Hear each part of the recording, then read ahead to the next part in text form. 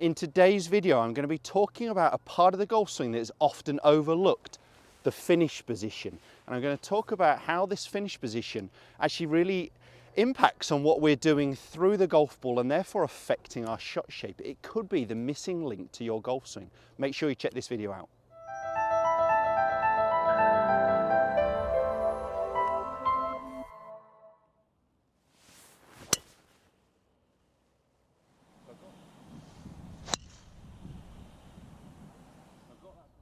Welcome back to the TruGolf Academy. You've joined me, Jon Watts, today at Branston Golf and Country Club.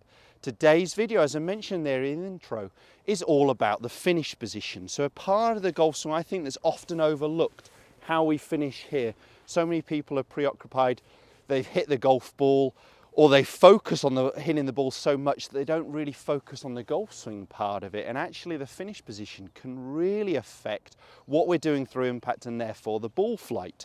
So I'm going to talk through a couple of faults that I see very often. So let's talk about the player who gets the club perhaps too far behind them on the downswing. Now I think that could be fixed with good rotation through the ball, but they'll often feel trapped. Perhaps there's someone who's lost posture in the downswing, i.e. they've early extended and they get the club dropping behind them. They tend to have an excessively high finish position where the club path is moving too much from in to out here, and they could hit draws, but they'll tend to hit some blocks and hooks. And then we get perhaps the most common fault, the golfer who swings more over the top at the start of the downswing, almost lunging for the ball, starting with their upper body first, and they're getting the club out to in. Now you would expect this golfer is going to finish very low, but what they tend to do, almost to guide or to stop the ball going left, is they tend to almost try and hold the club face open and end up with this high finish position again. So I see far too many golfers with this excessively high finish in this area here. And what we'd like to see, and what we see perhaps with most modern golfers now, is this lower left exit for a right-handed player where their arms and their hands will tend to finish a little bit more over their lead shoulder. So for me, that would be my shoulder closest to the target. My left shoulder for me is a right-handed golfer, and I want to feel like my arms are finishing a little bit more connected across my body and what I'm doing. Now, if you are an out-to-in golfer, so if you are that second player swinging out to in across the golf ball, and we really encourage this good body release, this rotation, this low exit, I'm expecting, instead of you hitting the slices and the balls that are curving out to the right, to start hitting some shots that go straight left.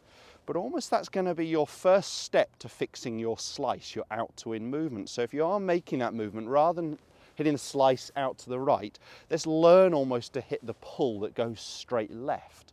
Because then we're starting to change that club face position. Once we're getting the ball going straight left, it's much easier to change the path. So slicers should always look at changing the club face before they look at changing the path. If you get someone who's getting that club face open and you ask them just to swing more to the right for a right-handed golfer, they just end up hitting a push slice, much worse, further off target.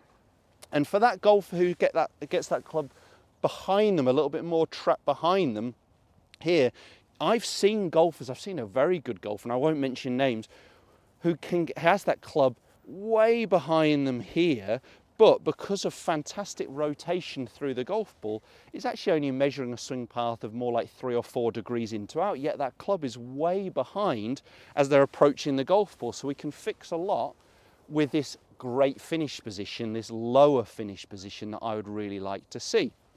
So a great exercise for you would perhaps just be popping a glove or anything nice and thin, so a glove does work well, and do the Velcro up on it so it's not going to stick to you, under your lead armpit, your one that's closest to the target, and just having some swings and not worrying so much about the backswing, but trying to keep it on the way through. And it's allowing my lead arm to fold correctly, and you can see my arms would finish much more across my chest over my lead shoulder. If I go wrong and I finish very high, we're more likely to drop whatever's under our armpit here. So it's a fantastic drill just to do with a few practice swings and get that sensation. Let me do one actually with that glove in place. Now I'm demonstrating this with a drive, but this is relevant with any golf club. Doesn't matter to me whether we're talking about wedge play, iron play or driving the golf ball. So I'm just going to go ahead and hit a smooth driver, but I'm just going to try and get that feeling that I'm keeping the glove. Now, I actually wouldn't mind the glove dropping at the very, very end of the golf swing. What we don't want to do is drop it here in this release because this high disconnected finish position. So focusing on my follow through and where my arms finish can have a huge effect of where the ball's going to be going and therefore where the club face is pointing.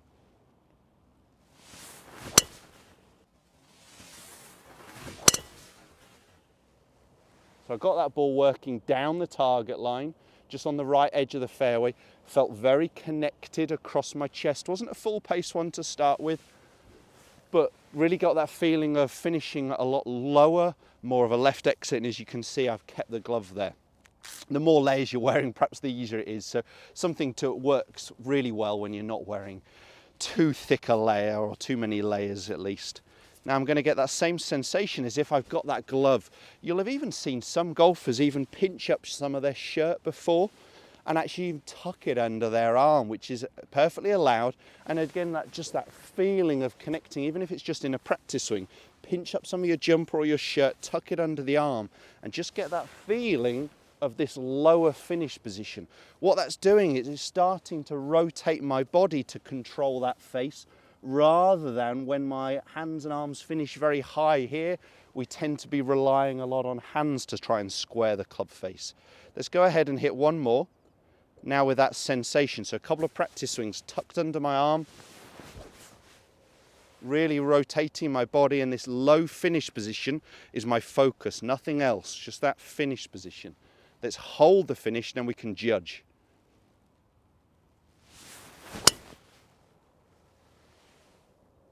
So held the finish position. That one just working a little bit, started pretty much on target, went a little down the left side as it was a fraction out the toe of the golf club. But you know what? That felt really connected on the way through there. Really felt my body rotating, felt like I finished with my arms a little bit lower. It's always been a fault of mine, finishing a little bit high, a little bit disconnected here. And the more I feel like I can rotate my body, the more control I feel like I'm getting over that club face. So rather than worrying about perhaps the position we're in here, we can actually fix a lot of faults by working on this good rotation. As I said, if you are that golfer who's swinging more out to in, you'll find that instead of in the slices, you'll hit more of the pulls to start with, but that's the first step to fixing your slice. I have filmed a couple of videos on that, so I will put some links up here that are well worth checking out if that is relevant to you.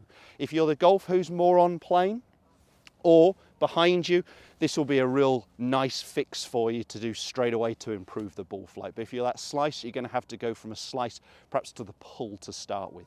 If this video has helped, make sure you hit the thumbs up and do subscribe to my channel to never miss a video again. At least 2 instructional videos a week. Cheers guys, we'll see you soon.